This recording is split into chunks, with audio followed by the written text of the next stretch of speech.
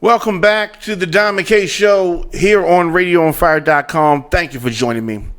So, interesting day.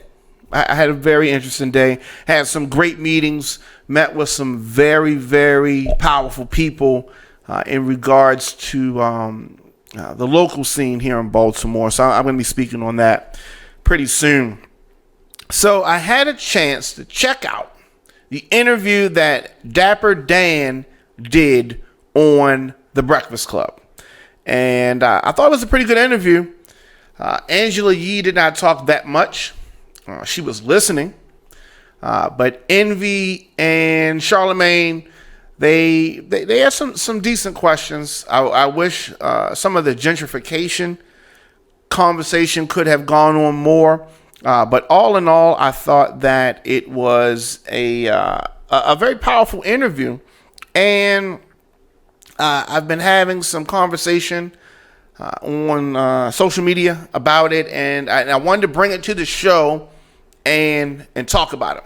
But before we do that, definitely encourage people to become a premium subscriber here at radioonfire.com. Go to radioonfire.com/join. Over 21 original programs here, and you can support independent journalism. Radio on Fire is the voice of urban America. So we're going to differ from mainstream media. We're going to be talking about stories that are important to the urban culture, urban experience, and you can support everything that we do here by becoming a premium subscriber, radioonfire.com/join.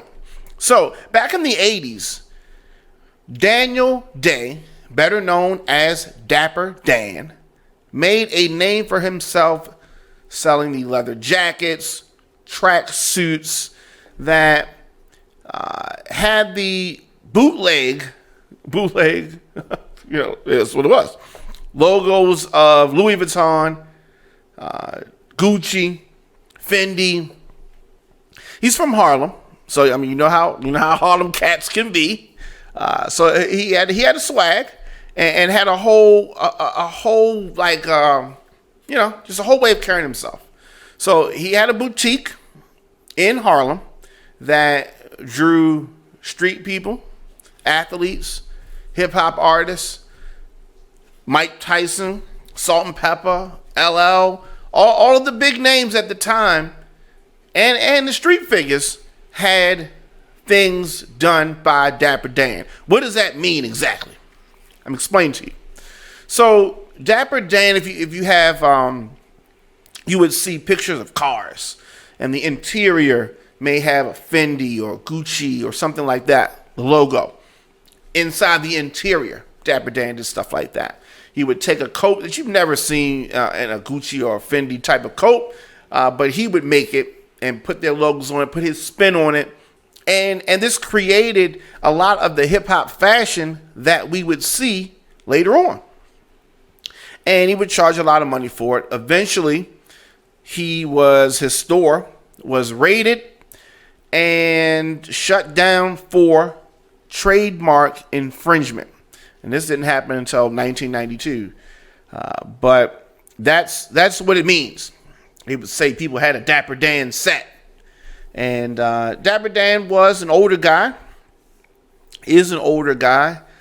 born in 1944. So anyway, Dapper Dan, as I said, he did this interview with The Breakfast Club. Now, his style, it is, not debated that he really brought a lot of fly fashion to the game. A lot of his styles copied a lot of his vision. But the interview, for me, exposed who he really is. And the mindset that he has can be harmful to our culture. Why do I say this? Take a look at this clip. Like, why don't we create our own brands where we don't have to ask Louis for anything? And I'm saying we could have made any black brand just as powerful as we made No, Gucci see, and you know Louis. what? That goes back to the argument with Du Bois and Booker T. Washington. What you guys don't understand is we will create a Jim Crow economy. A Jim Crow economy. let me tell you what I'm talking about. You know what Booker T. Washington was saying, like, we could be equal like the fingers on the hand. No, we ain't gonna never be equal. I come out with a luxury brand. I don't have the power to make the moves like that. So, as you can hear, Dapper Dan, being as influential as he was as far as the fashion designing that he did, he never really had the confidence, even now, does not have the confidence to stand on his own. Why do I say that? What do I mean by that? I mean that you have a guy who could have, he was old enough to, he had read enough books, let him sell it. He could have taken his style of sewing, logos on clothes. He could have sewn a D and a D, DD together on clothes and done that whole thing. Instead of taking these Italian fashion houses and ripping off their logos and putting it on stuff, he could have done that and built the DD, Dapper Dan brand up even more. But he didn't. You know why? Because he didn't have the confidence in order to do it. He didn't think that the black brand could stand on its own. So he had to rip off the Italian brands. That's the source of this. And I feel very strongly about this, and I have a major, major problem with it. Dapper Dan got famous bootlegging Gucci, Louis Vuitton, and Fendi, stitching those logos on clothes. The reason why he could not go worldwide with this business model was because it was built on counterfeiting. He should have been stitching his own logos, but no, he made his name off of fake merchandise. Fake merchandise. So, and it really frustrates me because during the interview, he ducked and he dodged. He answered some questions. He said some little nice quotes. Talked about some books that he read. He kept talking about that he read a lot of books. But he didn't read any books on distribution. It's very similar to Kanye West when you start talking about why can't you do this yourselves? These have this slave mentality. I can't make it without master. I can't do it. The mountain's too high for me to climb. This is the mentality that Kanye West has, mentality that Dapper Dan has. They're scared to struggle, scared to build up. They talk about Gucci. Gucci was started in 1921. Almost 100 years ago. Gucci was started well before hip-hop even started. And in order to build up a brand name, you have to put in work. And I'm not talking about 4 or 5 years. I'm not talking about 10 years. I'm talking about a lifetime. And then when you pass on, your next of kin or whoever, they pick it up and they keep pushing it. That's how this thing goes. The guy who created Gucci, his name is Gucci, he was born in the 1800s. So when we come and try to create a brand and think in 5 years, 10 years, you can put in work, that ain't enough work. You got to keep building. And because back in the day, we did, white people in this country had a head start on us. So it's going to take us time to get to a point where we're at an even footing, where we can even see them in the front mirror or the front window. So you got to put in that work. But people with the mentality like Dapper Dan are scared to put in the work. And Dapper Dan's a sellout. I'm sorry, he's a sellout. Charlemagne and Envy asked this question, and they said, you could have made a black brand hot. But Dapper Dan was not having any of that. This sellout had to diss his people once again. Listen to this. A lot of people, rappers, and a lot of communities saying, no, we can't wear Gucci anymore. Thank you. I'm glad you bring that up. So what that does, that's... wait a minute. They're not saying that for no reason. They're saying that because they feel like they're Gucci... saying that because they don't understand. Well, no, they're saying that because they think Gucci created a product that is blackface. Yeah, that's exactly right. Yeah. That's exactly right. Don't tell me there's any organization in the world that don't have a number of people who are not racist. Let's be real about that. Mm-hmm. You understand? There's a number of people who are not racist, right? Because we don't hear him say it, that don't mean it ain't happening. That's a fact. Right? So forget that part. Let's look at the part where, what can we get out of this? We do a boycott. This would be the first boycott people of color, black people have ever had in America that we get zero results. You can hear him, Dapper Dan, bending over for this Italian brand. Just bending over. He didn't even want to speak about their racial missteps. Oh, other people racist too. It's crazy. These old black folks are part of the problem. His generation failed us.